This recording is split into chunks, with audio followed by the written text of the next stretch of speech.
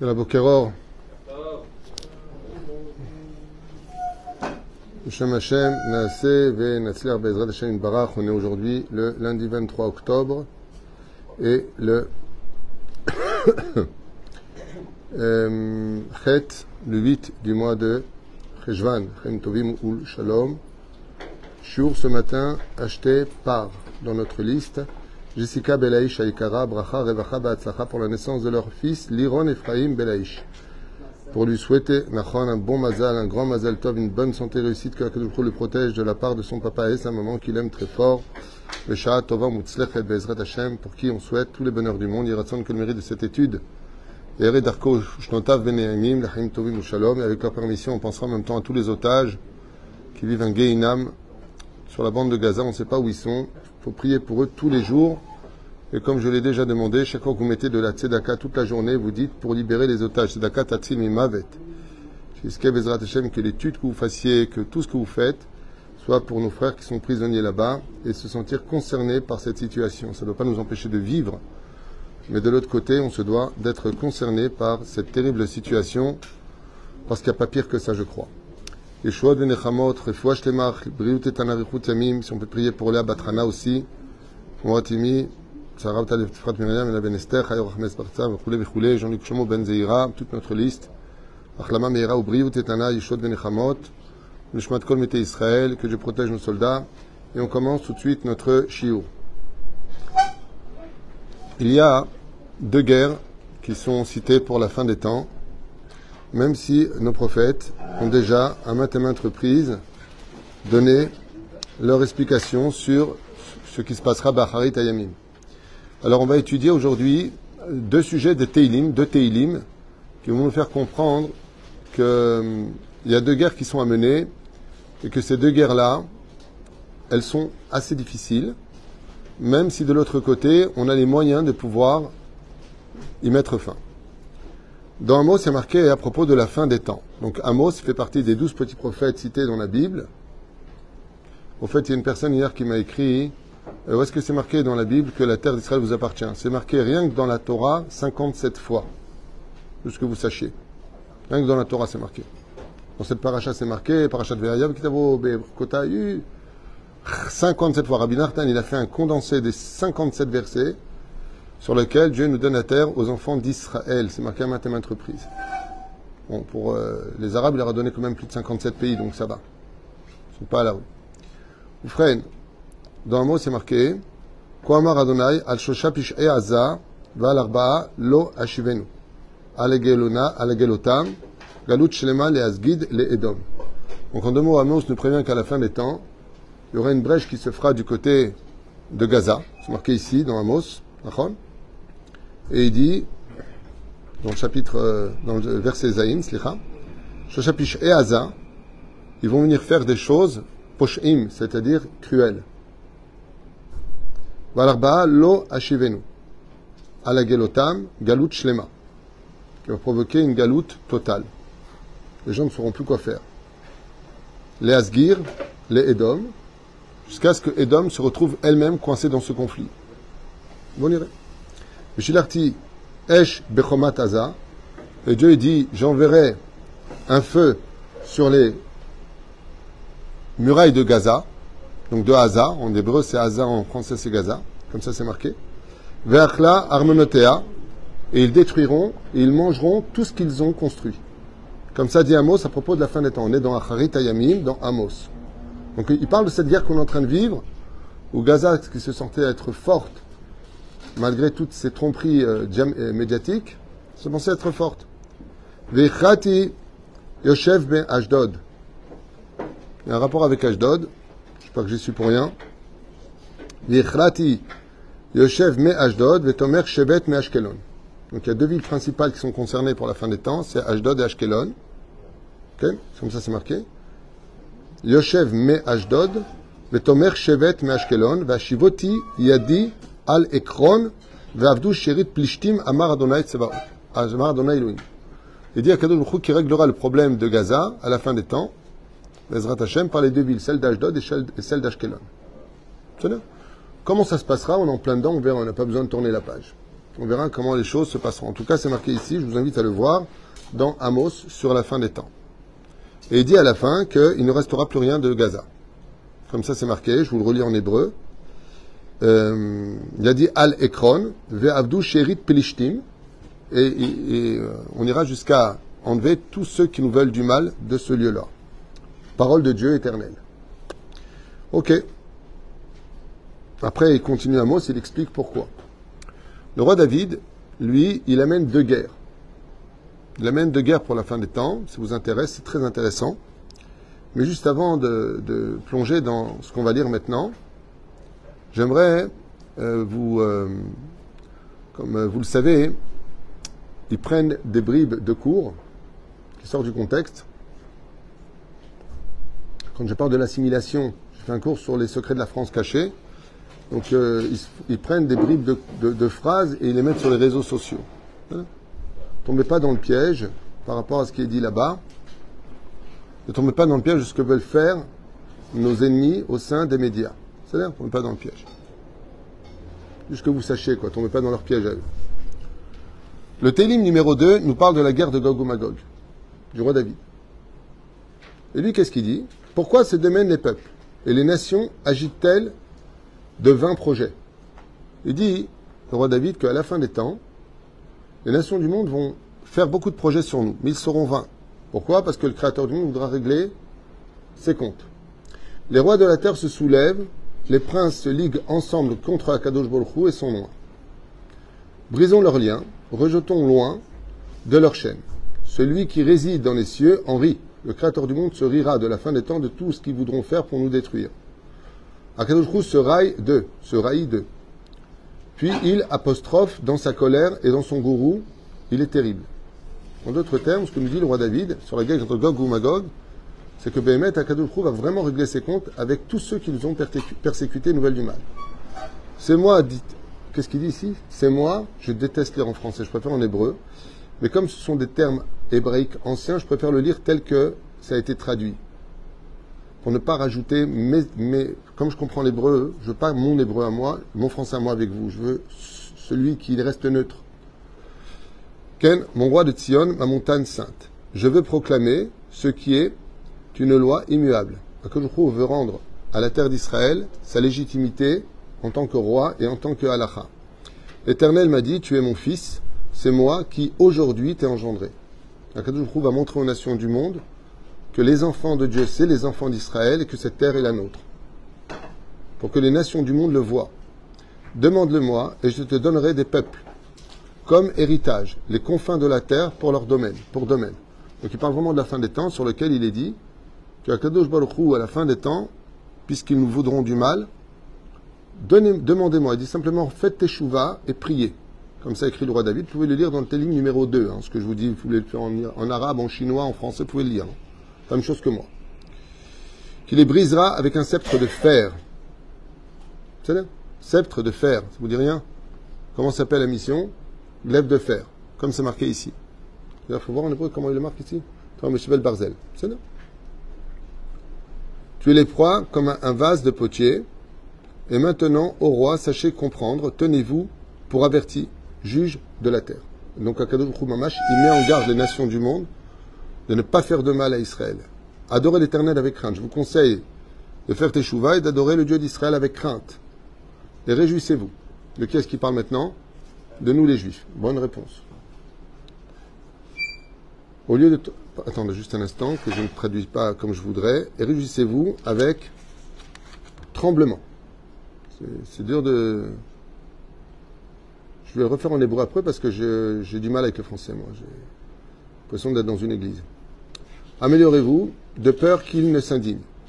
Donc là, qu'est-ce qu'il dit le roi David pour la fin des temps? Il dit, je vous conseille vivement de faire teshuva. De peur que Dieu se fâche. Et que vous n'alliez à votre perte. Car bien vite, sa colère prend feu. Heureux tous ceux qui s'abritent en lui. Ça, non? Voilà ce qu'écrit le roi David sur cette guerre de la fin des temps. C'est pas tellement terrible pour nous, mais ça va. Ça va. L'amarak shugoim ulumim yegurik yitatzvu malche erez veroznim yandu yachad al Adonai ve'al meshicho. Donc on parle bien ici ve'al meshicho. Donc qui sera parmi nous pendant cette guerre? Mashiach. Val Meshicho, celui qui est son loin. Ouais, c'est complètement différent du français hein, quand tu lis l'hébreu. Et donc on n'aura pas peur. Pourquoi? Parce qu'on sait qu'Akadosh Baruch Hu sera avec nous. Le chef Vachamem Israq, Dieu se rira du ciel. Adonai il aglamo et il se rira d'eux. Azedabero et les mots beapo et il parlera avec eux avec colère dans le feu. Au pharaon oiva les mots va anin asarti malki al Tzion ar kochi. Et pendant que eux ils fomenteront des plans contre nous, Dieu reconstruira Jérusalem. Et comme une loi immuable, j'enseignerai que mes enfants d'Israël sont mes enfants. Car c'est moi qui les ai mis au monde aujourd'hui. Ça n'a rien à voir avec le français qu'on a lu. Là, je vous traduis l'hébreu tel qu'il est marqué. C'est beaucoup plus... Je sais pas pourquoi ils traduisent toujours de façon, ça me paraît tout sans tout. C'est fatigant. Demandez-moi les nations du monde et je vous les amènerai, dit Hachem. Et je vous donnerai leur terre en héritage. Barzel. Vous vous lèverez comme une épée, exactement comme une tribu d'acier, de fer, comme quelque chose qui peut tout casser. Tenapetsem, c'est-à-dire il peut casser de la roche, il peut casser ce qu'il y a à casser. Et vous, je vous conseille, il parle aux dirigeants, de vous réviser. Travaillez Dieu dans la crainte. Vegilou bir ada, et venez danser devant lui, venez chanter en tremblant devant lui. Ça n'a rien à voir avec ce qu'on a dit tout à l'heure. Nashku barpen yenaf, vetovdu derech. 2 secondes. Iv arkimat apo ashre kol chosebo, et heureux celui qui donc aura attrapé cela pour la fin des temps. En d'autres termes, ici il y a un coup d'envoi qui est appelé pour vraiment faire teshuva et attraper la teshuva à temps. Sinon, ben c'est pas bon. Voilà ce qu'on nous dit à propos de la guerre de Gog ou Magog. C'est pas dramatique non plus. C'est non. Teshuva, Masim Tovim, c'est non. Prie, on demande la prière. C'est non. Il y a une deuxième guerre qui rejoint le cours d'hier. Mizmor le David. Befarcho mipnev shalom beno. David Amelech, il a souffert énormément. Mais qui l'a fait souffrir plus que tout le monde, plus que ses ennemis? Ses propres enfants. Il a eu 2 enfants dont la bouche était comme le Hamas. Qu'est-ce que c'est Hamas? Ça a plusieurs significations. On a déjà donné pas mal. Violence, voleur, meurtrier, mais aussi experts en manipulation de la langue. Ce sont des manipulateurs hors du commun. C'est pour ça qu'on dit dans les Tachanounim pour nous-mêmes, Hamas, nous. Nous-mêmes, on dit tous les jours, fais attention de ne pas avoir une langue comme le Hamas. Hamas, nous. C'est ça. Bon, on dirait comment le roi David définit cette guerre des familles. Manienne. Maintenant, quel rapport entre le fait de dire dans le Télim numéro 2 la guerre de Gog ou Magog et le numéro 3 la guerre de la famille? Il te dit qu'en réalité, c'est les guerres des familles qui provoquent les guerres du Hamas. Et la preuve en est, ce sont nos familles qui ont été prises en otage. Ça veut dire qu'on faut faire attention à certaines dimensions où la Torah nous met en garde en disant arrêtez de vous faire du mal les uns les autres. C'est là. Mizmor le David Shalom Beno, quand le roi David s'enfuit de son fils, Avshalom. Imaginez un père qui court et son fils derrière avec une épée qui veut le tuer. C'est ça. Il n'y a pas plus dur au monde que quand ta propre chair te veut du mal. Et je connais beaucoup de gens comme ça, dont les enfants, c'est marqué dans la Gemara, font beaucoup de mal dans la famille. Les uns contre les autres, Tsarsechim, on fait des clans. Ah, t'es dans son clan. J'ai même entendu récemment, t'es avec eux, entre frères. T'es avec eux, entre frères. C'est pas 2 familles. Bobby contre JR. Non, entre frères. Les camps. Adonai Marabut Sarai. Oula. Oula. Qu'est-ce qu'il dit, roi David? Marabut Sarai. Combien tu as multiplié mes malheurs. Rabbin Kamalayalay. Ils sont trop nombreux à se lever sur moi. Et temps mort. Qu'est-ce qu'il y a de plus grave là dans ces 2 premières phrases? La guerre de famille ou la guerre de Gog ou Magog. Pourquoi il n'a pas dit ça tout à l'heure? Hachem, enlève ça de moi, enlève ses malheurs. Rabbim omrim linafshi en yeshuata lo be'elohim sela. Le roi David, qui était juge, il a trouvé des solutions pour tout.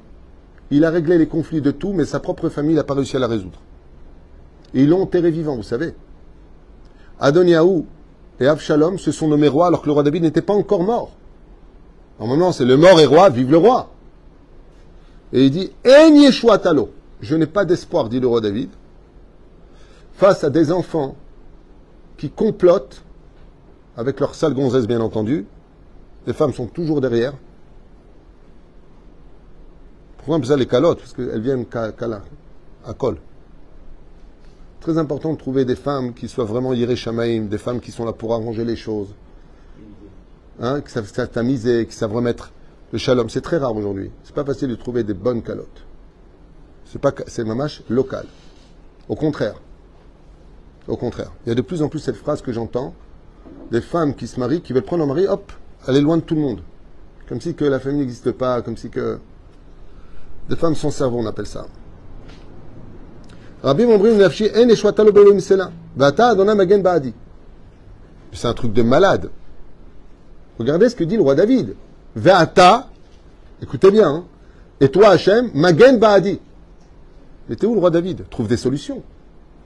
T'es un expert en Shlom Bayit, t'es un expert dans la vie. Trouve des solutions avec tes gosses. Il dit non, il n'y a que Dieu qui peut m'aider avec eux. Kevodi umerim roshi.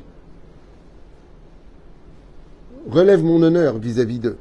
Koli al Adonai ekra, v'yaneni me'ar kochosela. Et avec mes enfants, dit le roi David, j'ai qu'une seule chose à faire. Prier vers Jérusalem et dire à Dieu, aide-moi. Parce qu'on ne peut pas faire du mal à ses enfants. Un père, il a de la rahmanout pour ses enfants. Mais la Gemara dit, un fils, il peut tuer son père. Ani shachavti vaishana akitsoti ki Adonai yesmecheni. Lo yeuman. Je viens pour m'allonger, vaishana, et je m'endors. Akitsoti. Et ça vient me réveiller la nuit. Rasra. Le roi David, il dort pas. Est-ce qu'on a lu ça pour la guerre de la fin des temps? Il dort très bien, le roi David, pour la fin des temps. On n'a pas vu qu'une seule fois il dormait pas. Qui l'empêche de dormir? Les guerres familiales. Ki Adonai yismecheni. Heureusement que j'ai Dieu avec moi. Lo eram everot am. Je n'ai pas peur des disputes du peuple. Asher saviv château alay. Qui ne cesse de me chercher des problèmes, dit le roi David. Kuma Adonai ushieni Elohai. Mais lève-toi, ô Éternel, et sauve-moi, je t'en prie. Ki kita et kol oivai lechi. Car tous mes amis m'ont frappé jusqu'à mon palais. Shinare shaim shibarta. Waouh! Et là, qu'est-ce qu'il dit? Shinare shaim shibarta. Casse les dents de ces mécréants qui parlent constamment et qui font des problèmes dans la famille. Casse-leur les dents. Comment ils appellent? Rechaim. L'Adonai Shua al-Mechab l'Chatrasela. Je vous le traduis maintenant en français. Mes chers frères et mes chères sœurs, que l'Éternel soit avec vous. Psaume de David. Quand il prie, fuit devant son fils Absalom. Seigneur, que mes ennemis, combien mes ennemis sont nombreux. Beaucoup se dressent contre moi. Beaucoup disent à mon sujet, il n'a point de secours à atteindre Dieu. C'est là. Mais toi, ô Éternel, tu es un bouclier qui me protège. C'est vraiment... Tu es mon honneur et me fait porter la tête haute. C'est toi, Hachem, qui me relève. À pleine voix, je crie vers toi, il me répond, sa sainte montagne, c'est là. Je me couche et m'endors, puis je me réveille, car l'Éternel me soutient. C'est pas exactement ce qui a marqué. Hein. Excusez-moi. C'est pas exactement ce qui a marqué. C'est une traduction de mots, c'est pas une traduction d'intention. L'intention n'y est pas ici. Voilà le chané. Je n'ai point peur de myriades, de gens qui sont campés autour de moi. De quoi il n'a pas peur, le roi David? Il a dit, si tous les ennemis de la terre venaient en face de moi, j'ai peur de personne. Réunis-moi tous. Mais de qui j'ai peur? Des conflits familiaux. Alzéaniroed. Des myriades de gens sont campés devant moi, j'ai pas peur. Lève-toi, Éternel, viens à mon secours, ô Dieu. Oui, frappe la joue de mes ennemis. Tu brises les dents des méchants. Alma, Mefahed David Amelech, dans le deuxième Teilim. Le numéro 2 Teilim, il parle de quoi? De la guerre de Gog ou Magog. Est-ce qu'une seule fois il demande à Dieu de le sauver? Non. Pas du tout. Est-ce qu'une seule fois il dit je dors pas de la nuit? Il dit on avance. Qui l'empêche de dormir? Qui l'empêche de vivre? De roi David, il dit à Hachem, il n'y a que toi qui peux m'aider, je peux rien faire. Mizmor de David Paro Mipne Avshalom Beno. La guerre des enfants. Et à la fin, la Gemara nous dit dans Sota même tête, Oive Anveish Anche Beto. Oiveish, les pires ennemis de l'homme, ce seront ses propres enfants, ce seront les Sirsuchim de la fin des temps, duquel le roi David dit comme ça, Shine Rechaim Shibarta, casse les dents des Rechaim. Pourquoi? Parce qu'il n'y aura pas pire au monde quand ta propre famille, elle-même, te fera mettre en otage, fera des clans et t'éloignera les uns et des autres. Mais Sarsechim Benehem, au lieu d'arranger les choses, et c'est ce que Akadosh Baruch Hu recherchera le plus à la fin des temps. Qui est celui qui arrange les choses? Qui c'est qui va faire la paix? Tout de suite, on se commandera. Les uns se chauffent, les autres se chauffent. Je vous ai dit, aujourd'hui, il y a carrément des clans. L'un, il ne parle pas à l'autre. Même pendant cette guerre. Même pas de coup de téléphone, même pas de Shabbat Shalom, même pas Shavuot, Kloum. Kloum. Et après, on s'étonne de nos malheurs. Omer David Amelech, la guerre de Gog ou Magog, elle ne me fait pas peur. La guerre des familles de la fin des temps, comme c'est marqué à la fin des temps, Kala Kama Vechamota, il n'y aura plus de respect des belles filles vis-à-vis des beaux-parents. Plus de respect pour rien.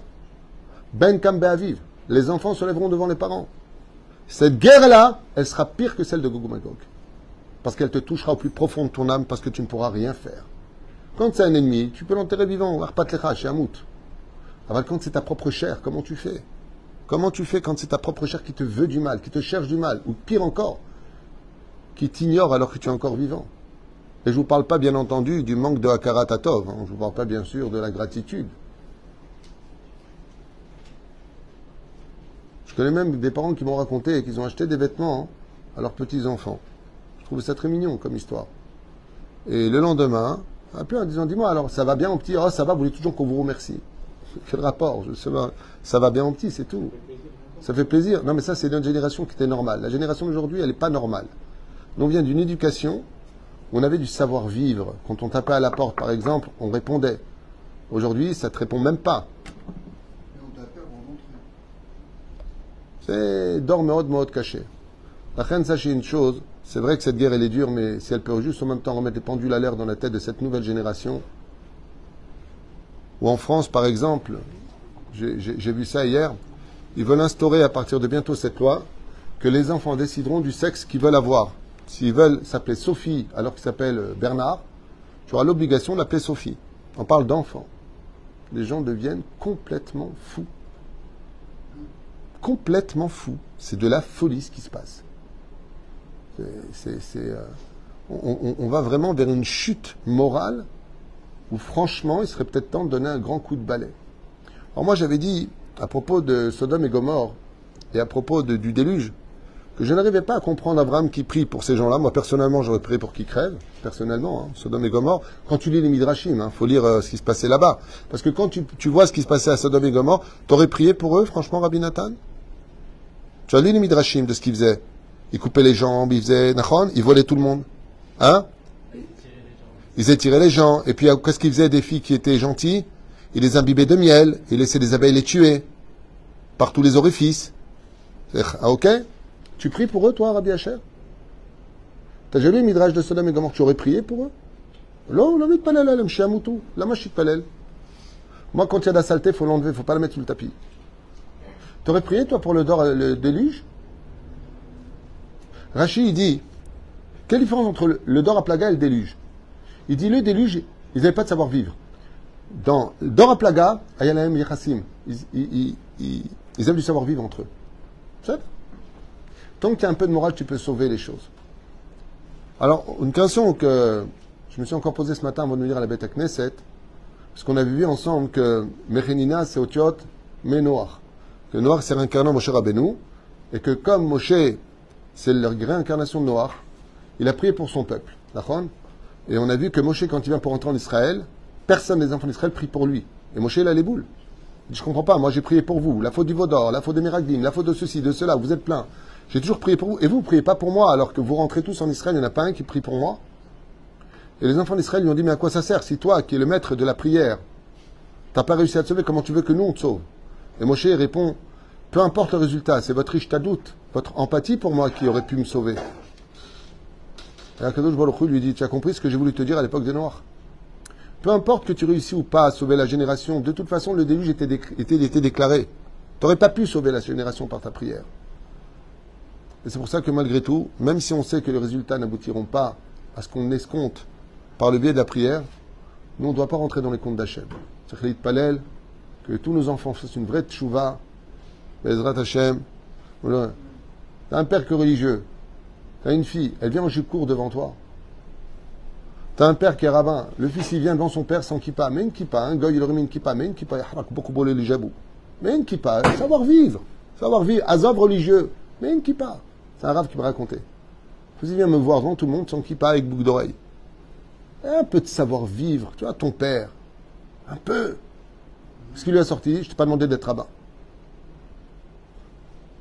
Plus rien à dire. Chutzpah yizge. Tu te rends compte de la réponse du fils? Je sais qu'est-ce que tu lui as répondu. Il m'a dit, ton père il est rabbin, il y a du monde. Au moins même kippa par rapport je t'ai pas demandé d'être rabbin. Je dis, mais quand il ira au Gehinam, ton fils, papa, t'es rabbin. Pas pour toi. Mais mec, il n'y a pas besoin du Hamas pour nous faire du mal, rabotaille. Je dis tout ça parce que tout ce qui vient à mes oreilles toute la journée dans mon travail, dans lequel je suis, c'est de partout. C'est vrai qu'on ne m'appelle pas pour me parler de bonnes nouvelles, hein, ceci étant. Mais de ce que j'entends du matin au soir, du soir au matin, du soir au matin, du matin au soir. Quand même. Après, je voulais partager avec vous ces deux Teilim incroyables du roi David qui dit « J'ai pas peur de la guerre de Gog ou Magog, mais alors des guerres familiales, qu'est-ce que j'en dors pas ?» Shibel Shinere Shaim vient casser les dents de toutes ces personnes qui, à l'intérieur de nous, malheureusement, scindent nos familles. Bezrat Hashem Itrazek, pour ce chiour, pour cet enfant qui a été acheté, qu'il éduque vraiment sur le chemin de la Torah, des mitzvot, des bonnes actions, les Shuvov de Nechamot, Hava ve'arva, Shalom ve'reut pour Liron Ephraim Belaïch, Bezrat Hashem, que vous éduquez cet enfant sur le chemin du savoir-vivre. Avant la Torah, inculquez beaucoup de savoir-vivre, de Hakarat Hatov. Apprenez à vos enfants à dire bonjour quand ils rentrent, au revoir quand ils partent, merci quand ils prennent quelque chose. L'amdo otam mazet derech eretz. C'est pas comme un abruti, je vois comme ça. Truc de fou. Un enfant qui rentre, le grand-père il lui dit tu dis pas bonjour, donc le fils du père il lui dit s'il n'a pas envie de dire bonjour, il dit pas bonjour. Mais c'est pas un truc qu'on m'a raconté, c'était devant moi. J'ai vu ça de mes propres yeux. Comment? Si j'étais Dieu, je lui fais une rage dedans, celui-là. Comment tu peux dire une chose pareille? Non, mais c'est mon côté tunisien qui ressort. Comment tu peux dire ça à ton fils qui a même pas 2-3 ans? Va dire, t'as pas dit bonjour à papy, va dire bonjour à papy. S'il n'a pas envie de dire bonjour, il dit pas bonjour. Génération, Shemishmor Virahem, Al-Kolam Israël, Belachen, Shiskou Bezrat Hashem. C'est vrai qu'il y a cette guerre, c'est vrai que tout le monde nous haït, c'est vrai que tout est renversé, c'est vrai que les massacres que nous ont fait le Hamas, aujourd'hui, ce sont eux les victimes et nous les bourreaux. Tout est renversé, Anbaya. Tout va se régler avec le temps, vous inquiétez pas. Cette guerre, elle est prise en main par Akadosh Baruch Hu.